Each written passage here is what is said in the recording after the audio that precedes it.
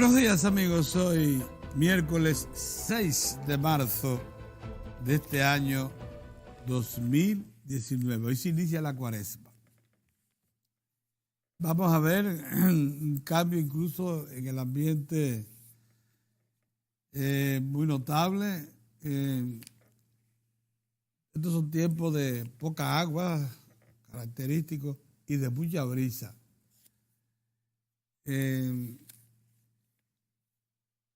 Una brisa que es fresca en ocasiones y que se torna un poco molestosa cuando levanta polvareda allá por la zona más seca del sur. Entonces, pero trae eso sí, mucho reposo, mucha tranquilidad, porque la feligresía católica fundamentalmente inicia los preparativos para la Semana Mayor. Hoy, como todos sabemos, no se come carne.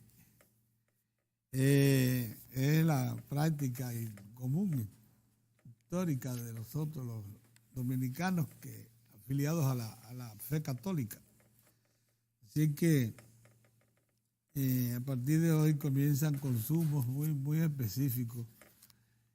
Hoy se comienza ya a pensar seriamente en la habichuela con dulce, que deberá estar presente hasta que pase estas festividades santas. Así es que vamos a estar muy atentos a todo eso.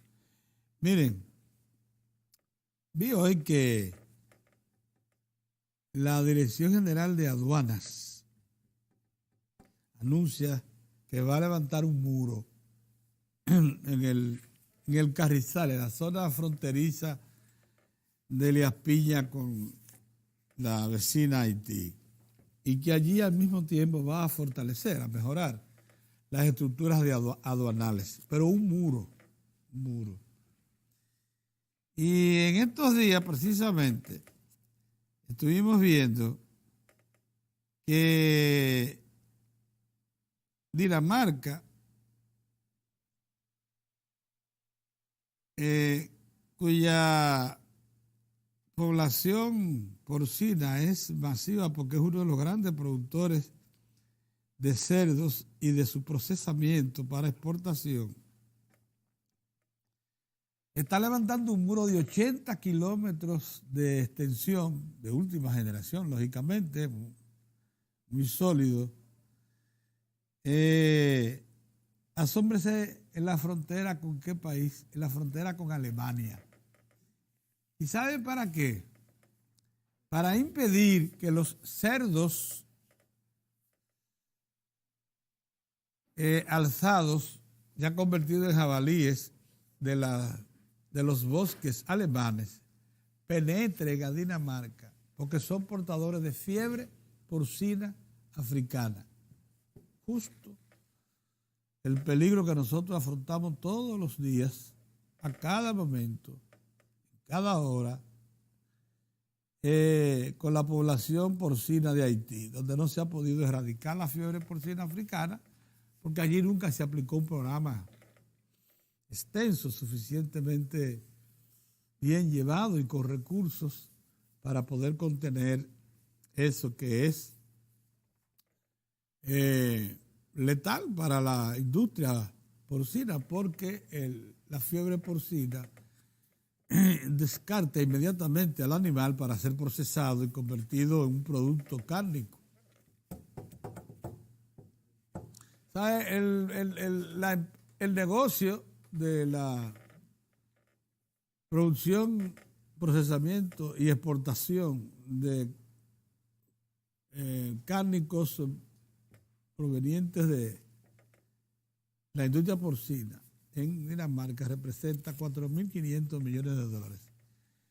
Y eso ellos no lo van a poner en peligro porque a los alemanes protejan sus cerdos jabalíes alzados en las selvas para tenerlo como reserva de cacería. Porque para eso, ven ustedes, cómo cada país preserva lo que tiene y lo hace de la medida más severa posible. Pues bien, eso coincide con un llamado que está haciendo la Dirección General de Aduanas para que en las próximas horas se le presente, a partir de hoy, va a recibir propuestas para construir un muro en la frontera con Haití, en la zona de limítrofe aduanera de El Carrizal, en Elías Piña. Ustedes nos han oído a nosotros por mucho tiempo estar refiriendo a la necesidad de que la República Dominicana levante un muro. Y dijimos más de una vez aquí, en este espacio, que entre otras cosas era para precisamente impedir que cerdos, pero también otros animales como los perros que transportan las enfermedades, ganado vacuno también, que lo hace.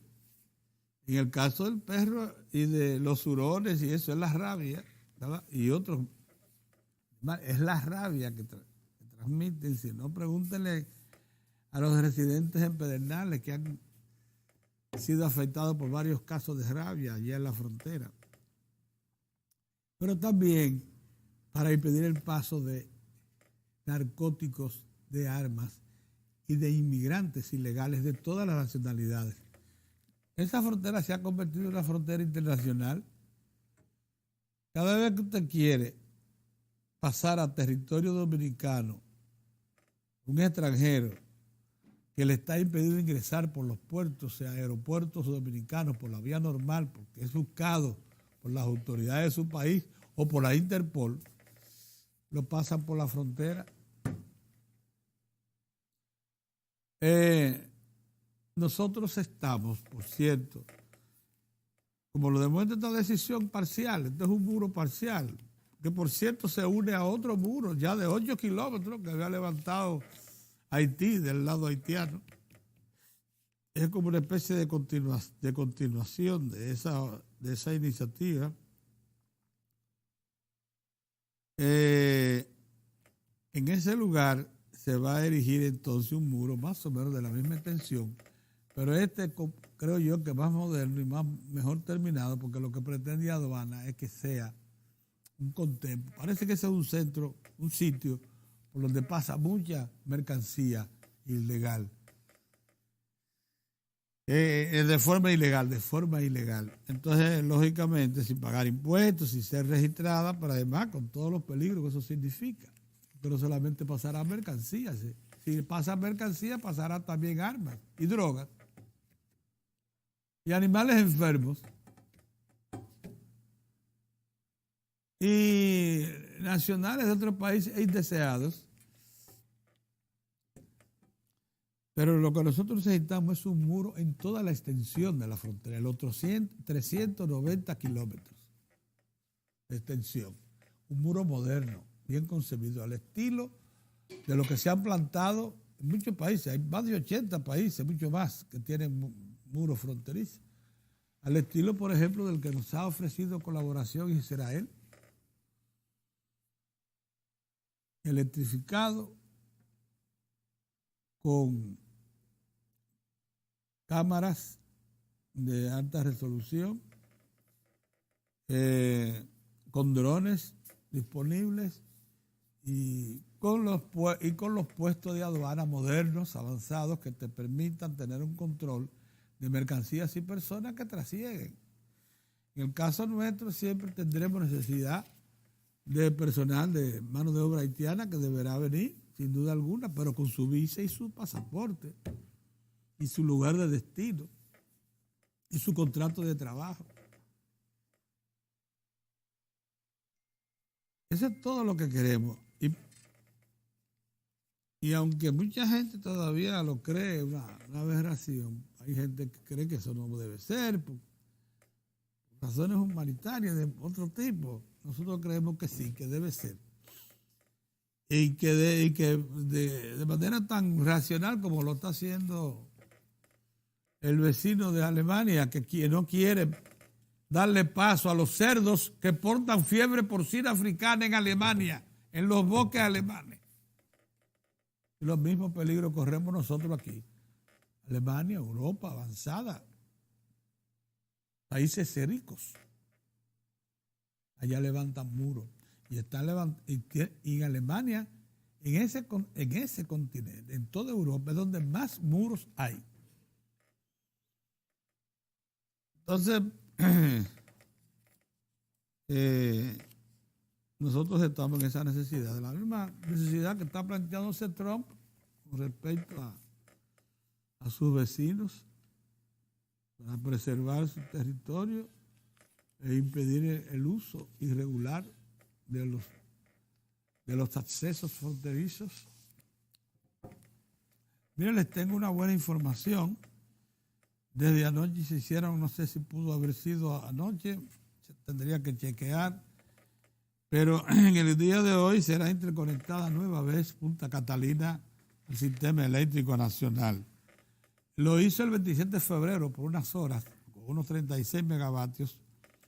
Hoy lo hará con mayor capacidad de oferta como parte del proceso de prueba que la someten los constructores responsables, sea el consorcio, y también los constructores de esos equipos, o sea, General Electric, Babcock Wilcox, bajo la supervisión, como todos sabemos, de Stanley Consultants, que es la supervisora de la obra contratada por la Corporación Dominicana de Empresas Eléctricas del Estado, una de las instituciones más sólidas que hay. Todavía Punta Catalina no sale del control del consorcio. El Estado tiene su contraparte ahí únicamente para estar segura de que está realizando su obra, pero todavía el Estado no ha recibido, ni va a recibir por estos días, la obra.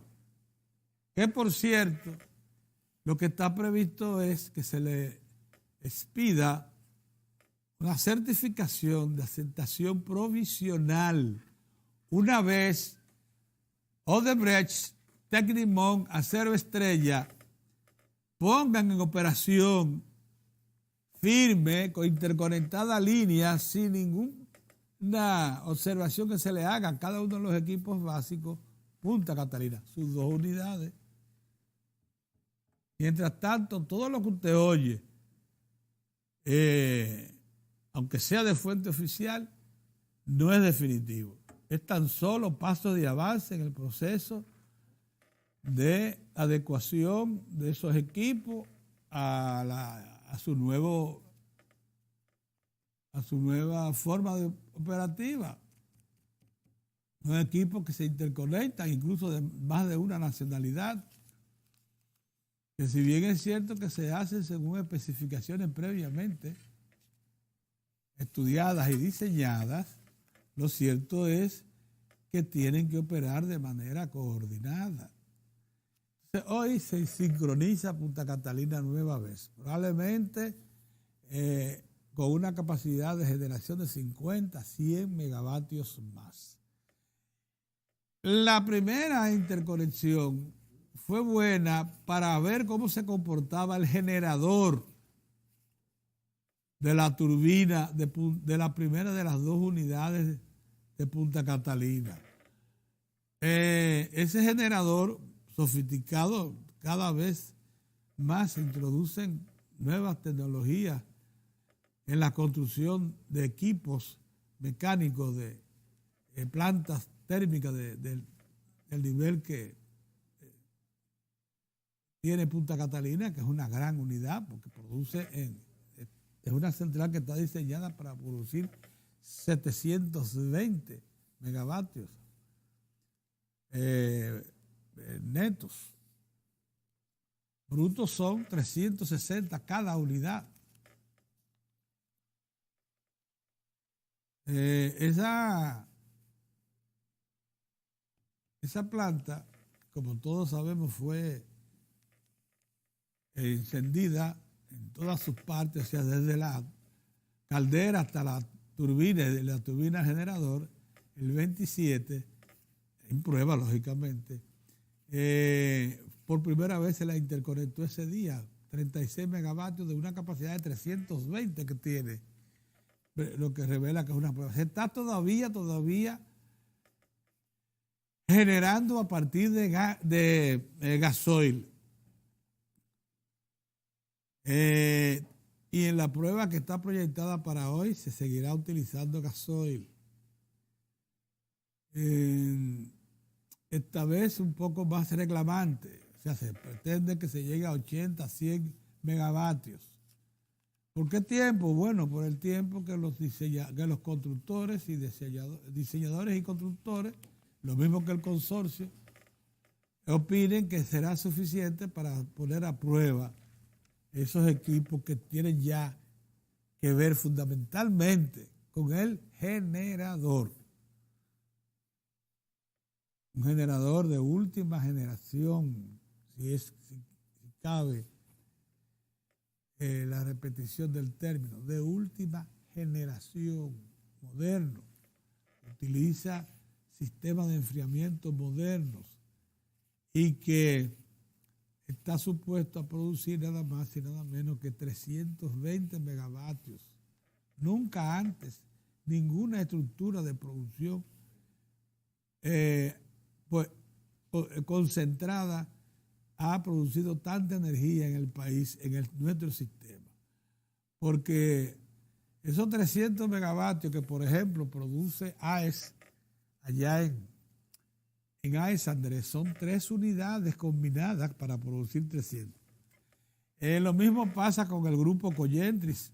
Son 3 turbogás interconectadas, pero cada una con capacidad para producir 100 megavatios. Eso pasa con AES. Pero aquí es un generador, uno solo, que a partir del vapor que le transmita una turbina que a su vez va a ser alimentada por el calor de una caldera, va a generar esa cantidad de energía. Imagínense ustedes los reclamos que tendrá esa extraordinaria unidad. Por cierto, cuando uno va y compara el tamaño del generador de cualquiera de las dos, que son similares, unidades de Punta Catalina, con los generadores que tienen Itabo 1 y Itabo 2, se da cuenta que la tecnología ha avanzado tanto que ese generador produce el triple, ¿no? ¿Verdad? Casi el triple de una de las Itabo, y es más pequeño. Para que ustedes vean cuánto ha avanzado ya la tecnología. Buenos días, don Oriol. Perdón, Mozart. Oriol supongo que estará de camino. Mira, Mozart, interesantísimo eso que te estoy diciendo, porque ya no podemos seguir inventando con fechas de entradas y salidas de la Punta Catalina. Hay que dejarla que discurra su proceso de dejen prueba. Que las cosas fluyan, dejen que las cosas fluyan. Que las cosas fluyan. La gente se espera. Que lo haga de manera normal, y que no se presione tampoco, que no se acelere No, que lo lleven como debe ser, al paso, tranquilo. Paso. Entonces, hemos esperado 50 años. Es bueno que se sepa que Punta Catalina será recibida provisionalmente por el Estado, por la CDEE, cuando las 2 unidades estén en línea produciendo con carbón mineral. Para eso fueron diseñadas. Todavía, ni siquiera en la prueba de hoy, Punta Catalina generará con carbón, aunque hay 100.000 toneladas aproximadamente en almacén. Y una parte de ella ya triturada, lista para alimentar la caldera. ¿Por qué las pruebas se hacen con gasoil? Porque el gasoil calienta, tan pronto se le necesita, rápidamente la caldera, no tiene que esperarse varias horas y hasta días, como tiene que ser con carbón. Y entonces usted puede sacarla, hacer ajustes y volver a encenderla con gasoil, cosa que no es posible con carbón. Carbón te tiene que esperar varias horas y a veces más de un día. Entonces, por eso el gasoil es crítico, su uso es necesario, imprescindible en este momento. Miren, felicitamos al doctor Leonel Fernández, que ayer puso en circulación un libro que probablemente sirva de mucho en este momento. Ideas en conflicto. Se llama, Diálogo póstumo entre Juan Bosch y John Barlow Martí. Este libro recoge, como es lógico, aquellas experiencias vividas por el presidente electo Juan Bosch y el entonces embajador de los Estados Unidos en el país, John Barlow Martí. Dice Leonel que en algún momento el profesor Juan Bosch le pidió que escribiera un artículo para Vanguardia del Pueblo basado en una serie de documentos que él le entregó. Documentos que le han servido para entonces, más una consulta que hizo, relata Leonel, que hizo en los Estados Unidos y en otras fuentes, y ha podido escribir un libro de 400 y tantas páginas, que por cierto fue comentada, este libro, esta obra, por 2 directores de medios. Los directores del periódico El Listín Diario y del periódico El Caribe, Miguel Franjul y Osvaldo Santana. Como todo parece indicar, el libro, es Leonel, lógicamente, él lucha por la candidatura presidencial del PLD. No creo yo que haya cogido mejor fecha para advertir que la Constitución pone límites al ejercicio del poder. O sea, es una especie de, ¿verdad?, de expresión oportuna, política, que saca a relucir en este momento en que todos sabemos todavía existe la posibilidad de que el presidente de la República, el licenciado Danilo Medina, anuncie su interés de repostularse. Estas son de las advertencias que le hacen sus compañeros, en este caso Leonel Fernández, de manera indirecta, lógicamente, lo que es una lucha política interesantísima que se está registrando en el país en este momento. Así es que yo no sé si ustedes los dos escucharon que hoy la Dirección de Aduana abre una licitación para hacer un muro pequeño, un murito ahí en Elías Piña, en el Carrizal, para impedir que se le pasen por ahí sin registrarse en Go, como dicen, mercancías, personas. Y yo mencioné que también los finlandeses levantan otro de 80 kilómetros en Alemania para impedir que los cerdos con fiebre porcina africana que todavía deambulan en los bosques alemanes crucen para donde su vecino, que tiene una industria porcina que le genera 4.500 millones de dólares al año. Nada más que por eso levantaron el murillo ese de 80 kilómetros. Buenos días, don Mario. Saludos, Gonzalo. ¿Cómo tú estás? Saludos, amigos. Gracias por estar con nosotros en Diario de 4. A veces se convierte por el Diario de 2, después en Diario de 3. No, y después Diario de 4. Se incorpora rápidamente. Yo la nota que a mí me parece penosa es la elección que dicen que es muy seria de Luis Severino. Ese es el pitcher de los Yankees. Sí. Bueno, ojalá que no sea tan seria. El brazo se le hinchó, el brazo de lanzar en la práctica. Ojalá que no. Y ayer no pudo iniciar un juego de entrenamiento. Dicen con una seria lesión, dice el periódico. Ojalá que Ojalá no sea tanto. Miren, señores, ¿cuál es? Va a dar 40 milloncejos por los próximos 4 años. Sí. De dólares se tiene garantizado. Y como tú dices, él está señalado para ser el abridor del equipo, el primer abridor del equipo. Sí. Miren, tenemos un problema como país. Este equipo ha siempre intentado, parece un equipo legalista, un equipo que quisiera que la institucionalidad en la República Dominicana fluyera notablemente, entiende de todas las iniciativas y las actividades políticas en una sociedad democrática, abierta, entiende que el ciudadano es el último y el primero en decir, sus opiniones por los canales que representa la Constitución y las leyes y la propia institucionalidad global, la opinión del ciudadano es la que debe contar al final. También este equipo entiende que siempre la clase dirigente impone criterio, conducta, normas de comportamiento, medidas de carácter económico, sociales. Es decir, nosotros sabemos cómo es que la sociedad interactúa. Intentamos comprenderla e intentamos defenderlos o promover los mejores intereses del país. Esa es nuestra misión aquí constantemente. Obviamente también hacemos un esfuerzo para que este también sea un ejercicio profesional que coadyuve a nuestros hogares, a nuestra familia, y por ahí vamos, como dice la canción. Eso lo digo como una reflexión hoy temprano, a propósito de la situación, de la polémica o de el desazón que ha causado la situación que presentó el magistrado Procurador General de la República en el Consejo Nacional de la Magistratura cuando se estaba evaluando a la magistrada Miriam Germán.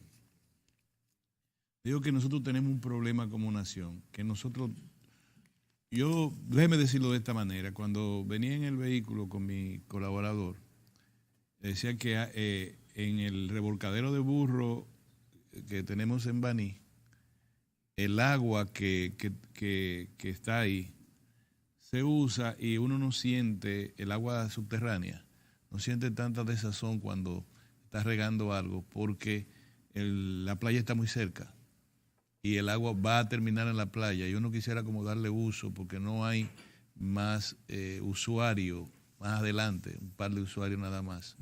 Y entonces esa agua va al mar, se pierde en el mar, ¿es que se dice? Sí. Llega con su naturalidad al mar. Dicen los ecologistas que lo que forma parte del equilibrio.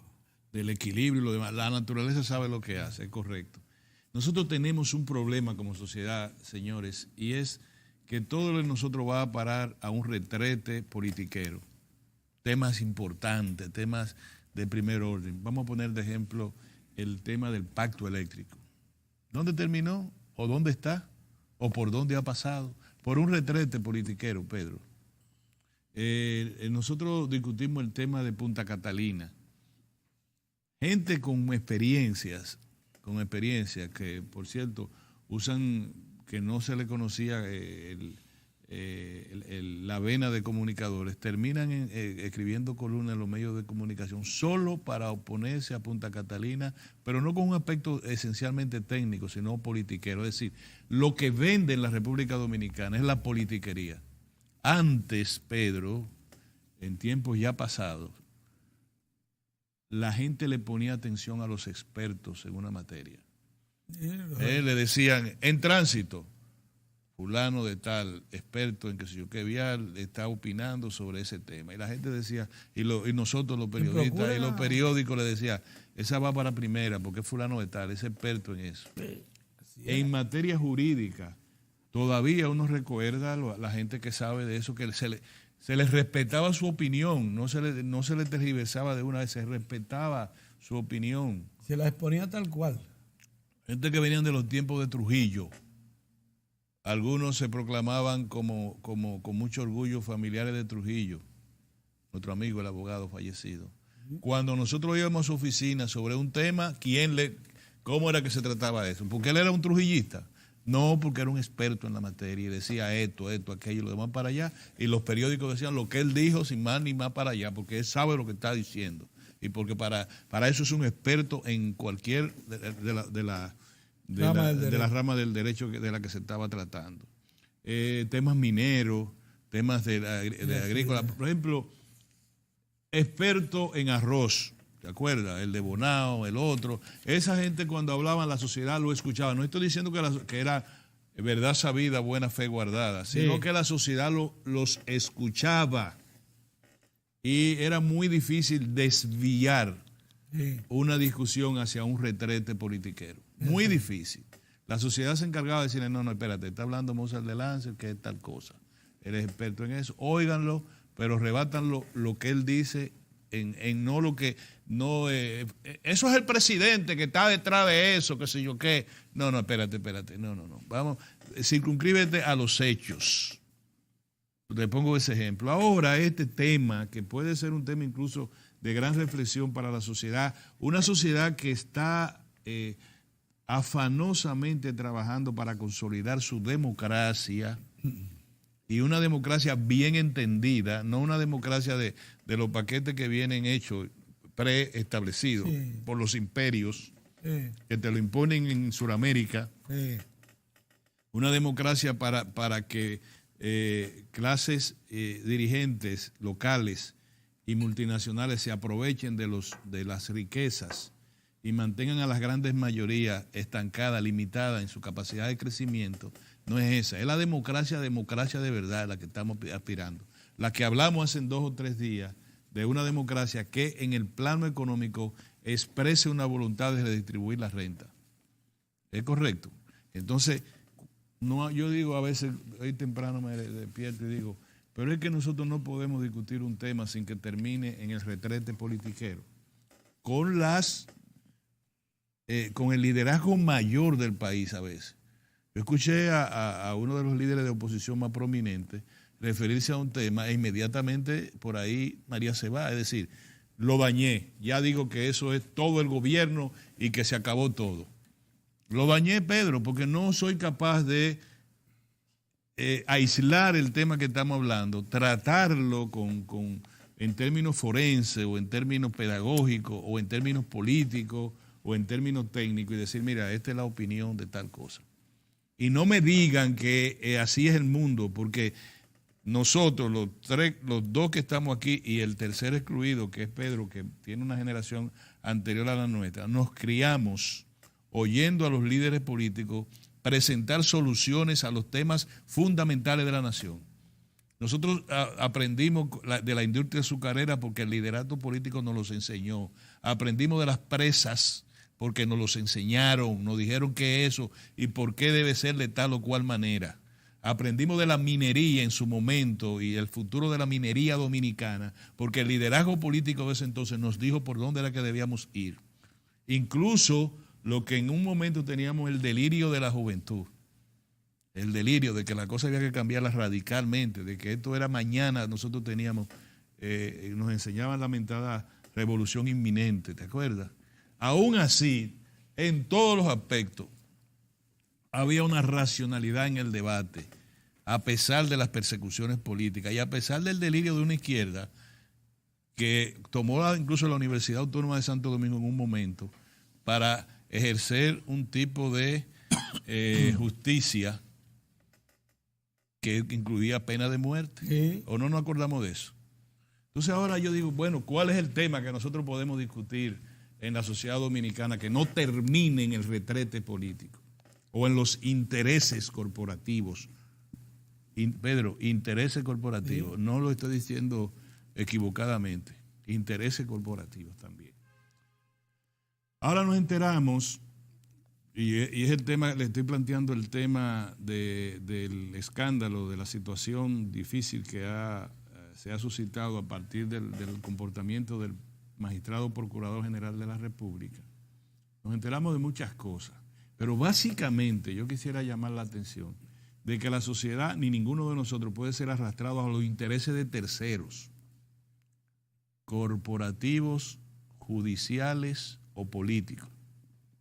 Pedro, ¿se entiende eso? Sí, perfecto. Entonces, es decir, cuando nosotros tratamos este tema, me acuerdo como ahora, que hace nada más 3 o 4 días, nos referimos esencialmente a un tema técnico, diciendo, se violentó el reglamento del Consejo Nacional de la Magistratura, porque dice que toda la documentación que tiene que estar ahí tiene que estar previamente comprobada y que los que objeten la inclusión de alguno de los aspirantes a las altas cortes tienen que firmar y presentar las convenientes pruebas de los alegatos que hacen para objetar a cualquiera de los aspirantes. Así es que dice, ¿verdad? Entonces, el magistrado procurador general, el señor Jean Alain Rodríguez, presentó un documento que es anónimo, de naturaleza anónima. Ya eso violenta, número uno. Y número dos, nosotros nos hemos referido a lo sagrado que significa el derecho de defensa. En toda investigación de naturaleza penal, de naturaleza civil, de naturaleza comercial, de naturaleza laboral, en todo el derecho a la defensa es uno de los principios más sagrados de la Constitución, de lo que establece la Constitución de la República. Entonces, ahí se presentó una acusación penal, Pedro. No fue solo una denuncia. ¿Por qué? Porque quien la presenta es el Procurador General de la República, claro, que tiene privilegios de información. Yo sé lo que tú quieres, se convierte en acusatorio. Entonces es una acusación. El Procurador General dice que tú has incurrido en esto y en esto y en tales cuales violación a la ley penal. Infracción de carácter criminal, no delictuosa. Sí. Por ejemplo, si tú dices, yo estoy enterado, magistrado, de que usted está siendo procesado o que a usted lo van a procesar por estafa. La estafa no es una infracción de carácter criminal, sino delictuosa, que tiene consecuencias civiles y consecuencias penales, pero las consecuencias penales, los crímenes y delitos son de 4 a 8 años. Delitos. Los crímenes son de 8 hasta 30 años. ¿Entiende? Yeah. Entonces, si yo le digo que usted está confabulado para decirle a un juez que maneje bien un expediente en el que está un narcotraficante y, ¿cómo le llaman a los que mandan a matar gente? Eso mismo. ¿Cómo que le llaman? Los sicarios. Sicario. Un acusado de narcotráfico y de sicariato, y tú le dices que, mire, a tal juez usted le dijo tal cosa. Tú lo estás acusando de un crimen. ¿Entiendes? Entonces, todo eso, el magistrado debió saber que eso tiene un protocolo. Que si tiene información privilegiada que considera conveniente entregársela a los demás miembros del Consejo de la Magistratura, pues muy bien puede hacerlo. Mire, para su consideración respecto a la persona que se va a evaluar en este momento, yo le estoy dando estas informaciones a su uso discrecional y cuando me toque a mí valorar en el Consejo, yo objeto a esa persona bajo el señalamiento de que hay evidencia o que hay sospecha de que está en tal cosa y tal cosa. Pero yo no daño el derecho a la defensa, y a eso que habla el artículo 48 de la Constitución, que lo oí que lo mencionaron por televisión, el derecho a la intimidad, el derecho al sosiego hogareño, todas esas cosas lo señala la Constitución. Tú no puedes decirme, si yo te estábamos interceptando tu teléfono, y simplemente porque eso tiene un protocolo que va con un protocolo también de la investigación penal. Tú tienes que someterme a una investigación penal. Hay una fase secreta, que por cierto no puede ser muy larga. Toda la vida tú no puedes estar investigándome a mí, Pedro. Ah, claro. Tú me digas, eso tiene sus límites. Desde el punto de vista legal. Claro. Un proceso penal. Tú lo dejas ahí, tú no archivas el expediente, pero tú no puedes andar detrás de mí las 24 horas hasta que tú encuentres una prueba de que yo pueda hacer algo. Tú tienes que tener motivos suficientes. Le dicen dudas razonables sobre mi integridad, y cuando tú la tengas razonable, el Ministerio Público no puede dedicarse a perseguirme a mí toda la vida. El Ministerio Público tiene que saber cuándo, en qué nivel de infracción yo cometí, y con esa duda razonable acciona la justicia. La justicia no la pueden, o sea, yo no puedo estar siendo perseguido. No, magistrado, hay sospecha de que Orión está involucrado con fulano de tal en un asunto de narcotráfico. Denos permiso para interceptarle su teléfono por toda la vida. No, pero no puede ser, Pedro. Yo no puedo estar bajo sospecha del Ministerio Público toda la vida. Es lo que te quiero decir. Interrumpe tu vida. Segundo, el hecho de que lo que hablamos hace un par de días, los altares no se derrumban con una aguja, haciéndole así a la estructura de la escultura, ¿no? Y que, no, los altares, tú búscate un greda.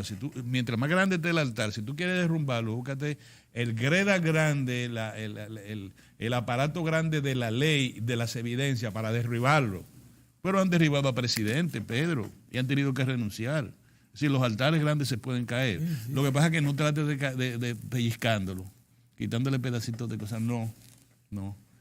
Entonces, ¿qué es lo que estamos discutiendo? Estamos discutiendo de que la gente sospecha que había un problema entre la magistrada Miriam Germán y el magistrado procurador general a propósito de que la magistrada emitió una opinión pública sobre el expediente Odebrecht. Es así, Mozart, ayúdame con la cosa, ¿verdad? Sí. Y se produjo un escarceo jurídico, técnico jurídico, entre el Ministerio Público y una jueza que yo no sé si los jueces se pronuncian por sentencia, los jueces no tienen, y por eso yo tengo que revisar eso, porque si fue en la sentencia que ella dio disidente, ¿fue la sentencia en la sentencia disidente, bueno, los jueces se pronuncian por esa sentencia, y las sentencias son públicas, oral y contradictorias. Ella lo hizo público. Bueno, sí, eso está bien.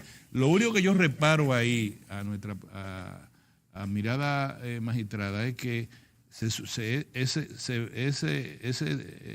esa audiencia la manejaron, la dirigió una corte de solo 4 integrantes, lo cual no es posible.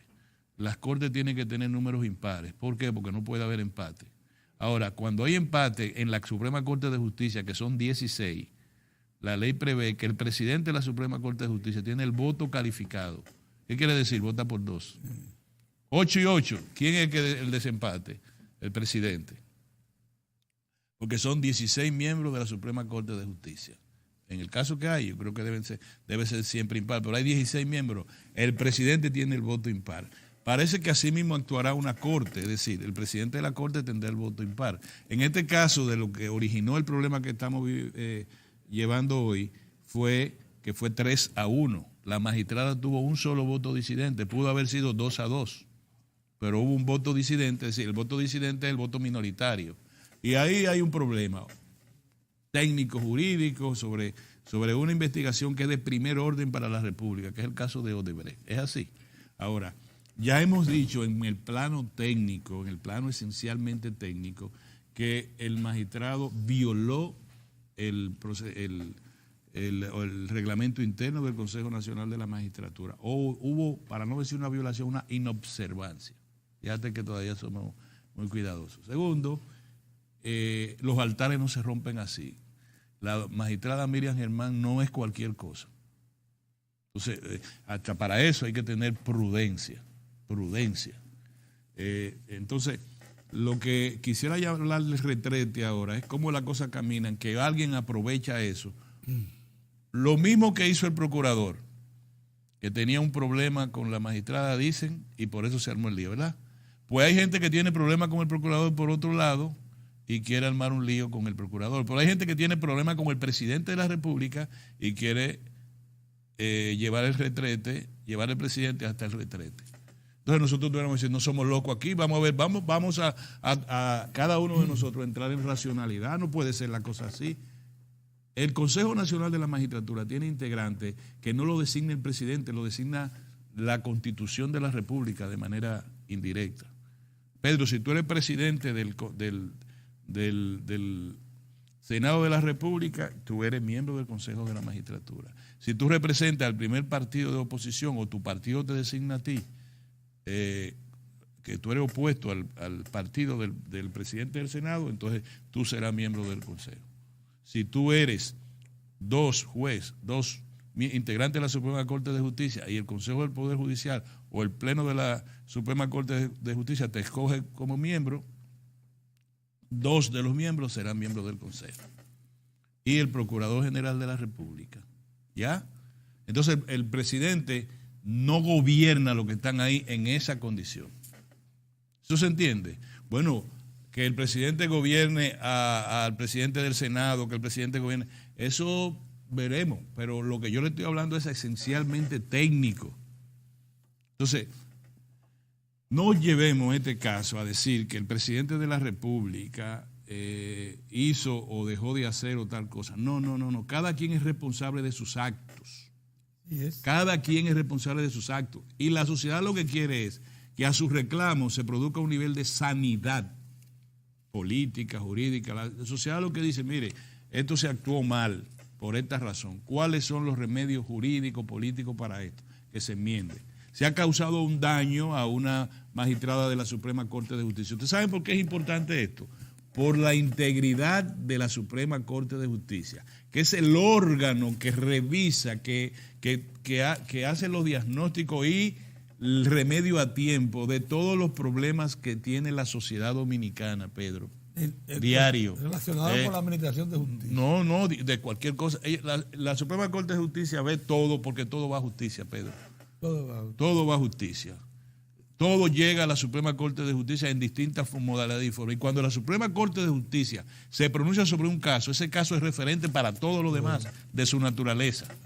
¿Lo entiende? Y antes que tuviese el Tribunal Constitucional, lo era también para los asuntos relacionados con temas constitucionales. Ahora lo es el Tribunal Constitucional, pero lo es el Tribunal Constitucional en cuanto sea apoderado directamente. Pero temas de carácter constitucional que van como accesorio de un planteamiento jurídico, tienen la interpretación de la Constitución, la tienen los órganos jurisdiccionales, Pedro. Sí. Desde un juzgado de primera instancia hasta la Suprema Corte de Justicia.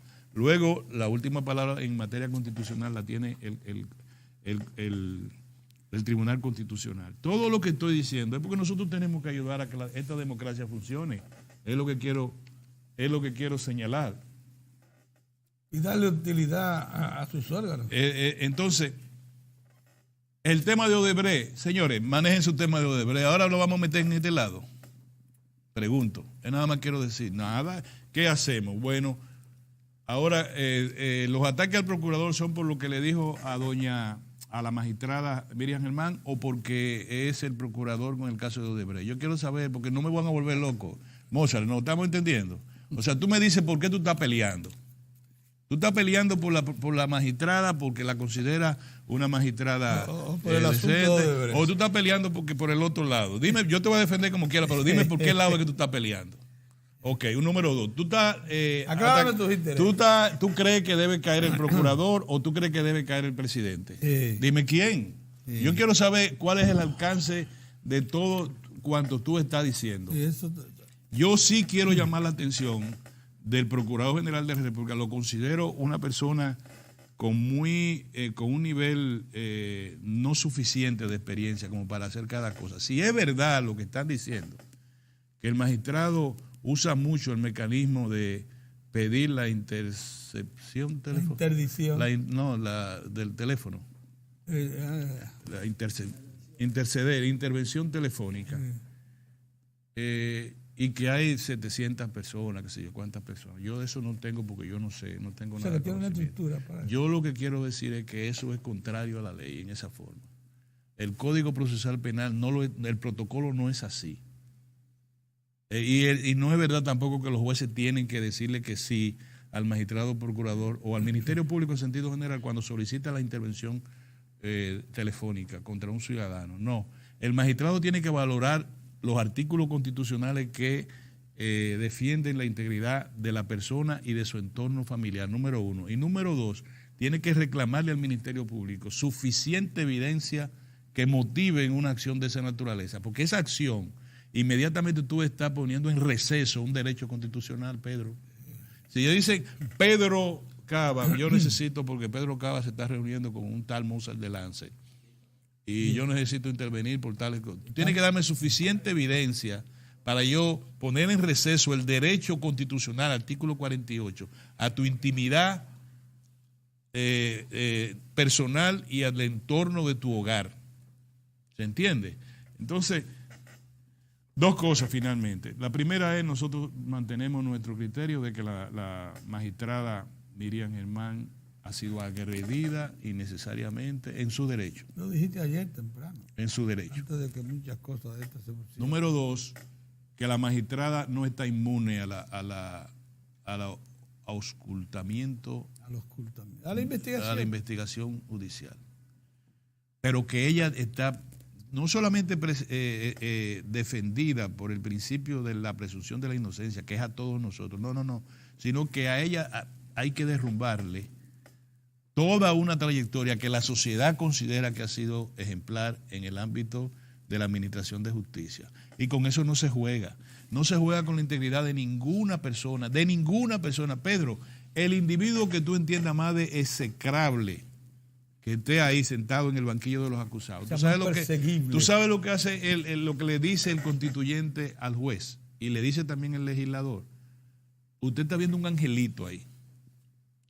A usted no le interesa lo despreciable que es. Ese señor violó a una niña de 8 años, según dice el Ministerio Público. Y los abogados las pruebas de descargo dicen que no, que el tipo estaba en Barahona en el momento en que se cometieron los hechos y que eso es que él tiene un problema con el papá de la niña. El juez no puede prejuzgar en su íntima convicción. Por eso lo despojaron de la íntima convicción, Pedro. Lo que hizo el constituyente y el legislador, que le dijo al juez, usted dejó de ser Dios. Usted va a poner los pies en la tierra. Usted no va a opinar de nada. Usted va a recibir las pruebas de cargo del Ministerio Público y la parte civil constituida y la de descargo de la defensa. Y va a examinar su calidad. Va a examinar las calidades, la va a cotejar con la ley y va a pronunciar uno de estos 3 cosas. Por no haber cometido los hechos, por insuficiencia de prueba o condenándolo por las pruebas presentadas. 3 cosas. Cuando el juez dice por no haber cometido los hechos, es inocente, todo lo que es inocente, porque son insuficientes las pruebas. No llegaron a donde estaba. Yo no sé, pero la prueba que hay no lo incriminan. Y la tercera es, sí, vamos a condenarlo al los grados que dice la ley de conformidad con las pruebas que presentaron. Todo esto lo estoy señalando porque no nos podemos volver locos, todo usando gente de mucho nivel, ya en politiquería, en retrete. Así no se puede. No le hacemos bien al país. Ahí lo dejo, señores. Buenos días.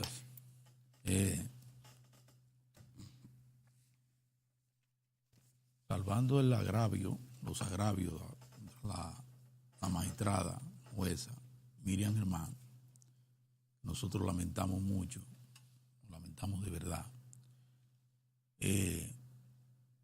Yo pienso que todo el que tenía que opinar al respecto ya opinó con relación a eso. Han salido a reducir manifestaciones de todo tipo, demandas y reclamos de todo tipo, y eso está ahí.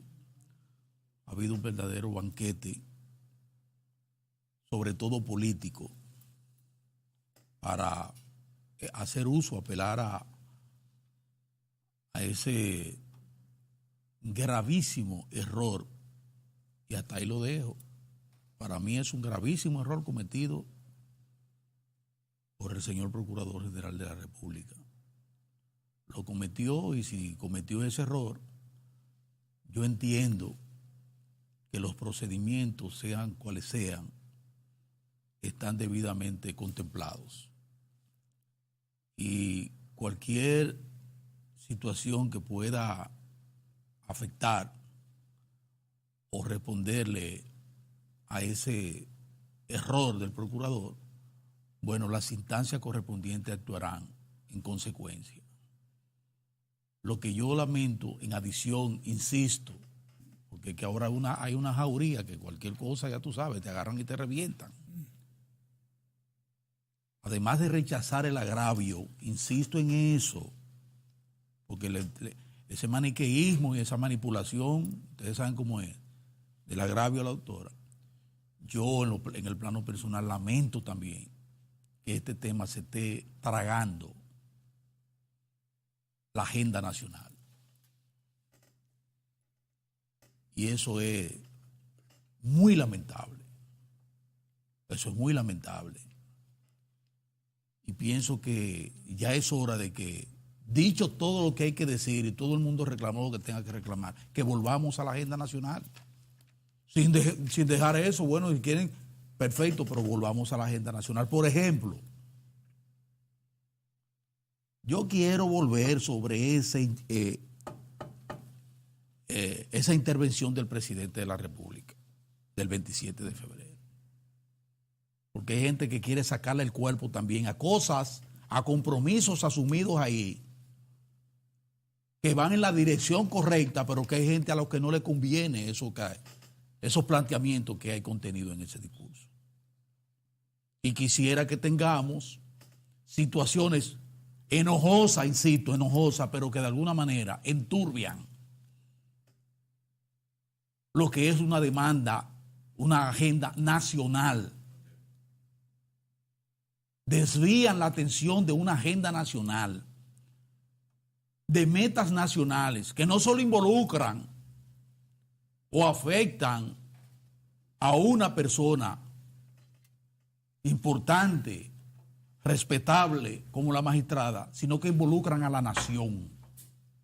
Que yo pienso que la nación es tan importante como la magistrada, ¿verdad? Pero ahí se imparten órdenes de trabajo.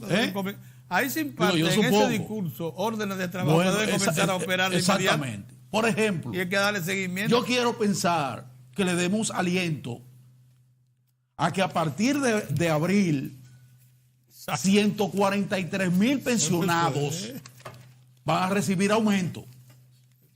Y esos cuartos deberán estar ahí. 143,000, de los cuales 9,000 ex policías. Sí, los policías vilipendiados. Esos policías van a recibir un aumento que van desde un 100% a un 10 o un 5% en sus pensiones. Y eso tenemos que darle seguimiento porque en abril esa gente tiene que cobrar. Son 143,000 que hay que sacar vía Hacienda. Deja al viejo mío con el 10 nada más. Pero bueno, pero exacto. Ese es un tema importante. 2, en abril aquí no va a haber salario mínimo en el sector público de 3,000 y 5,200 pesos. Va a haber un salario mínimo de 10,000. Y a partir de 10,000 a 20,000, 10%, y de 20,000 al 35%. Pero además, eso necesariamente empuja a un incremento salarial a todos los niveles en el sector público y manda una señal inequívoca de que ese diálogo y esas negociaciones tienen que acelerarse en el seno del Comité Nacional del Salario para que se haga a la mayor brevedad un aumento de salario en el sector privado.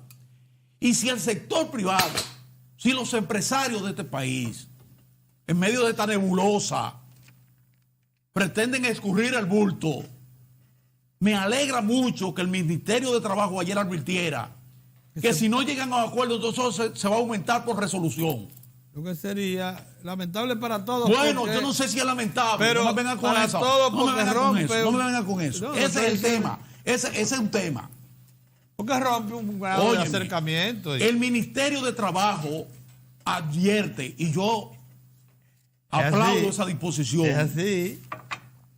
De que ya el Estado, que ha aumentado en otros niveles, porque aquí los profesores tienen un salario adecuado. Por vía administrativa. Y por vía administrativa. Los médicos también tienen por vía administrativa. Los agrónomos también por vía administrativa. La guardia por vía administrativa. La policía por vía administrativa. Ahora los bomberos por vía administrativa.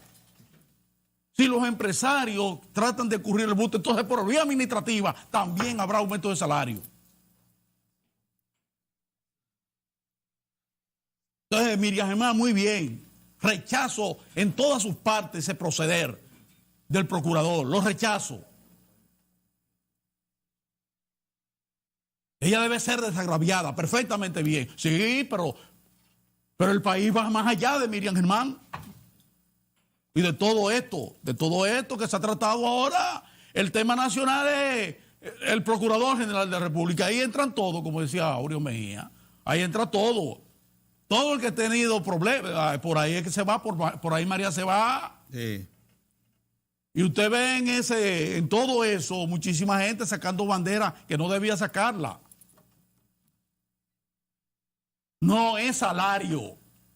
Es qué va a pasar aquí en el país con el sistema de la seguridad social. Porque el presidente dio la primera señal de respuesta a un reclamo nacional de que la seguridad social necesita de una reforma. Y qué bueno que empezó con el presidente de la República tomando medidas en materia de seguridad social, como las pensiones, como las AFP, Ahora dice un medio que eso no le hace ni, que eso es chiquita de colí, que eso no le hace nada a las AFP. Es un cálculo que hicieron. Sí, que no le hace nada. Sí, pero mientras tanto, son 40,000 millones de pesos. En 12 años. En 12 años que vienen. Perfecto, chin a chin. Ponlo a 800 Sí, por año. ponlo como tú quieras, pero antes no había nada.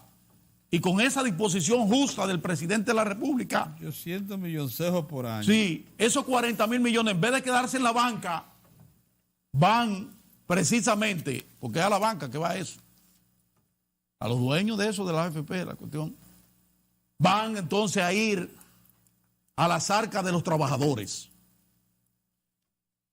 Pero eso tiene que ser parte de un proceso. Yo digo, ayer decía Rafael Pérez Modesto, un funcionario eficiente y un funcionario responsable.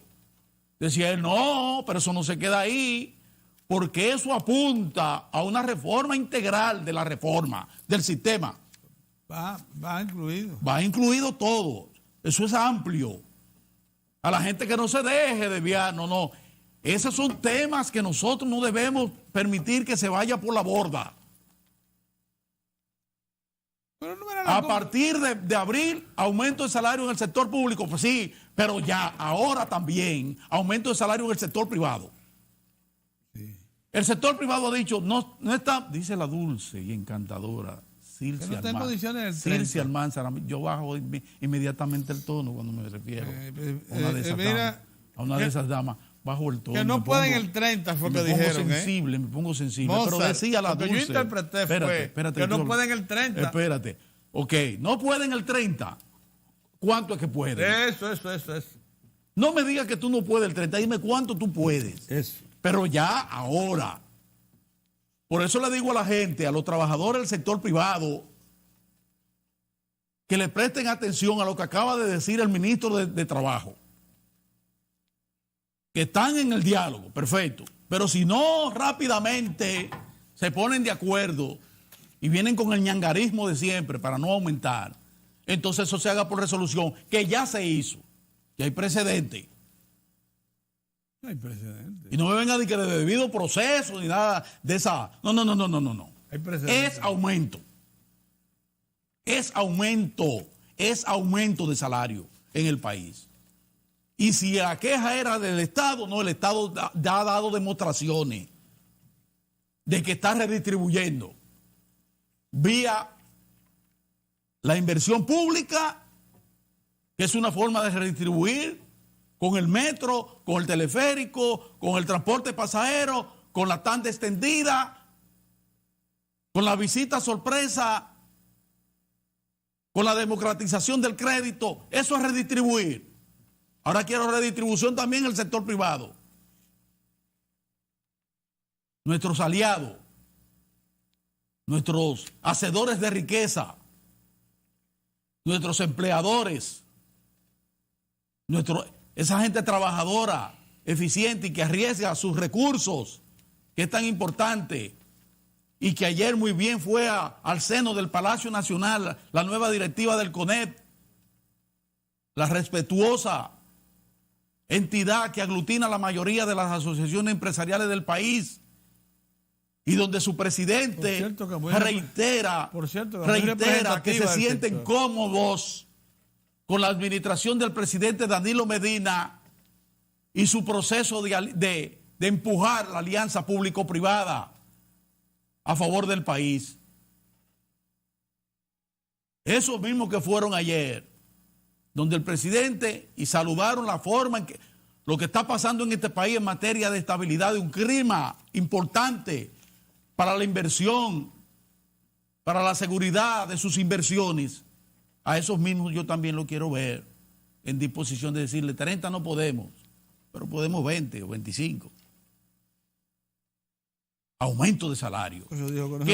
Que como dice ese emblemático empresario importante, don Pepín Corripio Estrada, Pedro. Estrada. ¿Y Covarrubia por dejar? No, Covarrubia no. Estrada. Don Pepín Corripio, con todo el respeto, dice don Pepín Corripio que cuando se aumenta el salario, es increíble que solo Pepín habla de eso. Eso se le devuelve, porque eso es capacidad de compra. Eso es más ingreso al mercado. Eso es más ingreso al mercado. Sí. Eso es lo que posibilita que tengamos muchas plazas comerciales, muchos almacenes, supermercados por donde quiera, sí. Y que los muchachos puedan montarse en su carrito y todo, bien, perfectamente bien, y puedan cambiar. Todo eso. Pero tienen que meterle en el bolsillo los chelitos a la gente para que la gente pueda mejorar sus condiciones de vida, su entorno familiar, y al mismo tiempo mantenga la dinámica de la economía. Claro.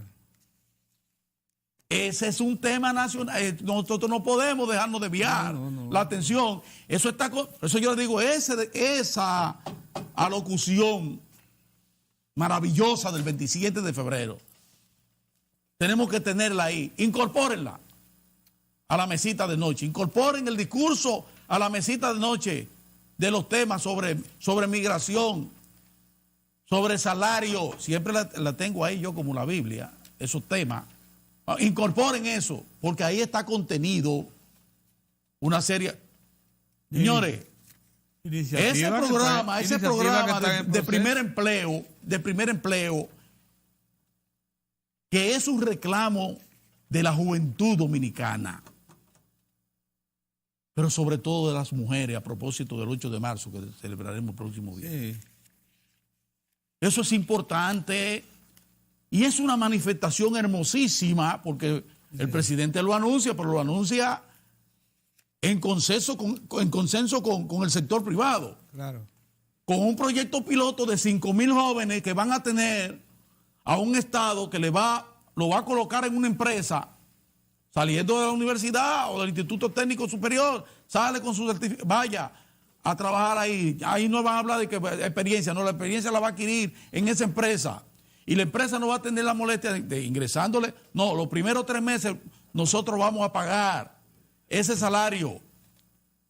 Y a partir de ahí usted me va a garantizar que ese muchacho o esa muchacha va a tener asegurado su empleo durante 2 años. Exacto.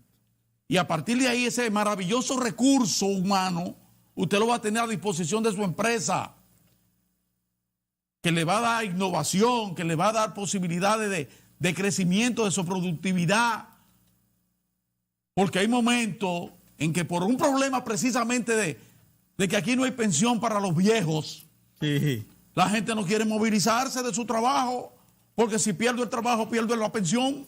Sí. Y por eso usted ve a viejetes como nosotros todavía, que nos vamos a comer lo que ya... Que no queremos flojar para darle espacio a los comunicadores que vienen. ¿Por qué? Porque tenemos que trabajar, tenemos que seguir bajando el lomo. Bueno, ya yo me comí mi pensión. Ya no me queda nada. No, uno se ríe por lo que yo acumulé me lo... Está bien, Pedrito, pero déjame, 6 meses. Déjame explicarle a la gente por qué esta intervención mía con relación a este asunto. Porque esos son los temas nodales. Pedro iniciaba esta mañana magníficamente bien, llamando la atención sobre el asunto de la energía eléctrica. ¿Y cómo nosotros vamos a darle de lado a eso? Y vamos a darle a abrirle espacio a especuladores que viven especulando y que todavía tienen velas encendidas a ver si eso no prende. No que no prenda, porque ya prendió. Ya para desgracia de ellos, ya encendió sin temblar, como mi vehículo ayer que estaba temblando. Pues lo ingresé. Pues ahí no hay temblor de ningún tipo. Pero ahora yo le quiero agregar algo más. Esa comparecencia ayer, esa declaración ayer de Antonio Isa Conde, nuestro gran amigo, hermano Tony Isa. Que dice Tony Isa, no es momento de que de eficiencia energética y de economizar.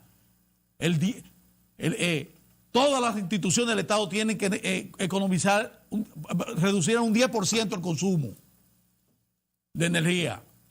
Esas son cosas importantes. Y hay que ver cómo echamos hacia adelante ese programa que está contemplado dentro del plan el pacto eléctrico que fue frustrado por el PRM, su entrada en vigencia. Su entrada en vigencia no su firma, porque la vigencia la da Punta Catalina. La vigencia la da Punta Catalina. La da Punta Catalina. Pero lo que quiero decir es, fíjense cómo nosotros tenemos una serie de temas ahí y de situaciones que deberán hacerse efectivas. Es efectiva, sí, en pesos dominicanos, a partir de abril. El 25 de abril, los trabajadores del sector público van a buscar los chelitos del incremento de salario en el mínimo. Y eso va a empujar a que en otros niveles, a otra escala, haya mejoras. No suficiente, pero por lo menos empezamos. Y yo guardo la esperanza de que en los próximos días, ya que los trabajadores, las centrales sindicales plantearon 30% de incremento con 20,000 para el mínimo, 20,000 pesos el mínimo, que ese sea el piso. Y los empleadores dijeron, no podemos 30,000. Bueno, que los empleadores digan cuánto es que pueden. Sí, un franco. Y que ahí mismo, Pepe Abreu una vez dijo, bueno, si no pueden 30, pero que no sea menos de 20. Ya, pues saben lo que están.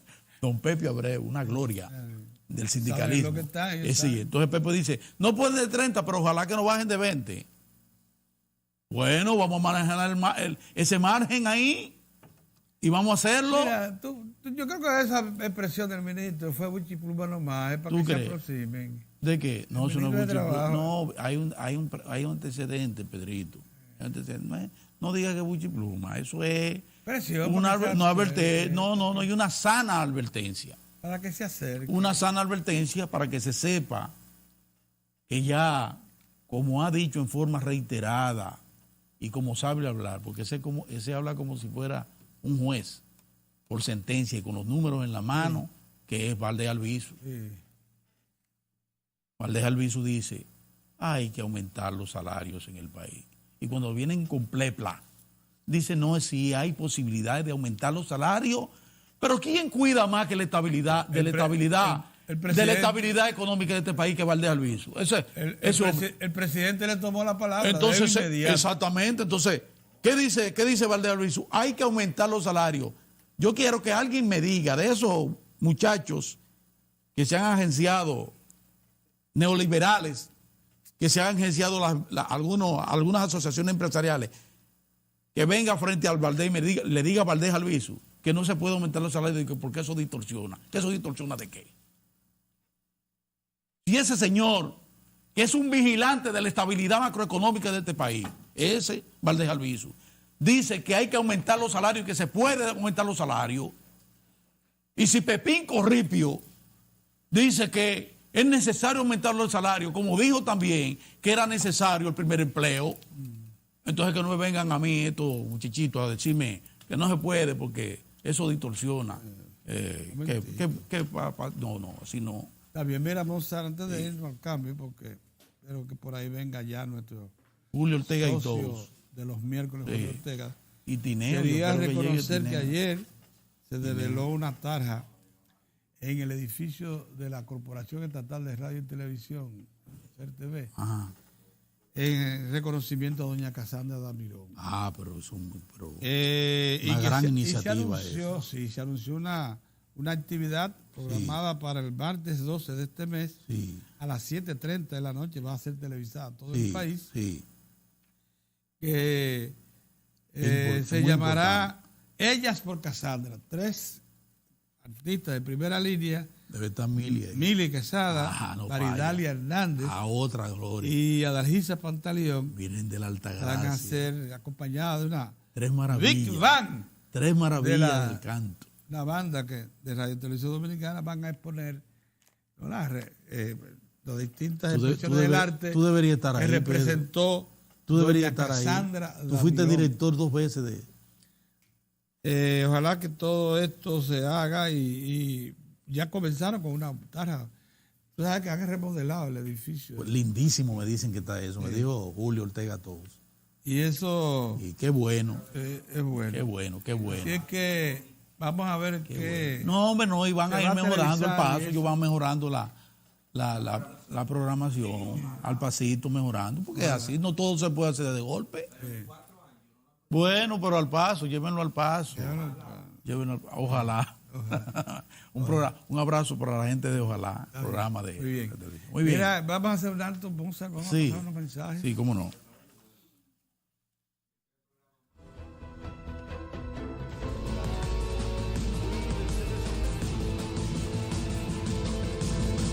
Muchas gracias por estar nuevamente con nosotros. Cada minuto, cada segundo, las informaciones vuelan de diferentes vías hasta llegar a nosotros. Por eso te las presentamos en las noticias internacionales.